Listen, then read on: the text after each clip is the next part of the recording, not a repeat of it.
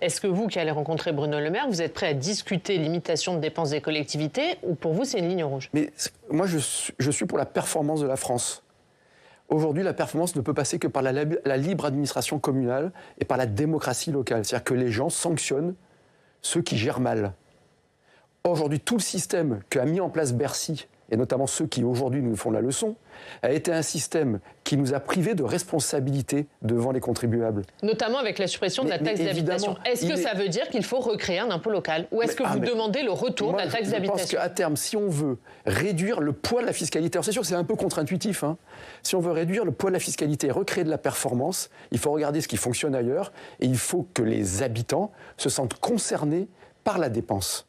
Or, aujourd'hui, il y a que l'impôt local ne repose que sur les propriétaires. Donc il faut un nouvel impôt local. D'un point de vue, il faut une nouvelle organisation de la fiscalité. C'est-à-dire un impôt résidentiel qui soit au niveau des mairies, du bloc communal, un impôt économique qui soit au niveau des intercommunalités, etc. Donc le retour de la taxe d'habitation? Non, pas forcément, parce qu'il faut voir si les critères n'étaient pas les bons. Enfin, je veux dire, c'est quelque chose qui doit être décidé par les habitants. En tout cas, quelque chose de similaire à la taxe d'habitation. À l'époque, quand vous regardez bien, on appelait ça les 4 vieilles, les 4 impôts. Hein, c'était foncier bâti, foncier non bâti, le taxe professionnelle, taxe d'habitation. À l'époque, il y avait moins de prélèvements obligatoires en France. On payait moins de fiscalité. Pourquoi? Parce que la centralisation, ça ne fonctionne pas. Aujourd'hui, nous sommes le pays qui a le plus de prélèvements obligatoires. À part la Corée du Nord et Cuba, nous sommes le pays de l'OCDE qui a le plus de dépenses publiques. Et on a des fonctionnaires moins bien payés qu'ailleurs et de moins en moins de services de proximité.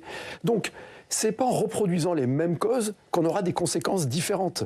Et quand alors c'était pas devant le Sénat, mais devant l'Assemblée nationale, quand le ministre de l'économie avait dit il n'y a pas les méchants États, les gentilles collectivités, vous vous souvenez de cette formule qui était super démagogique, une fois de plus, enfin, c'était quand même très infantilisant comme si c'était des gamins.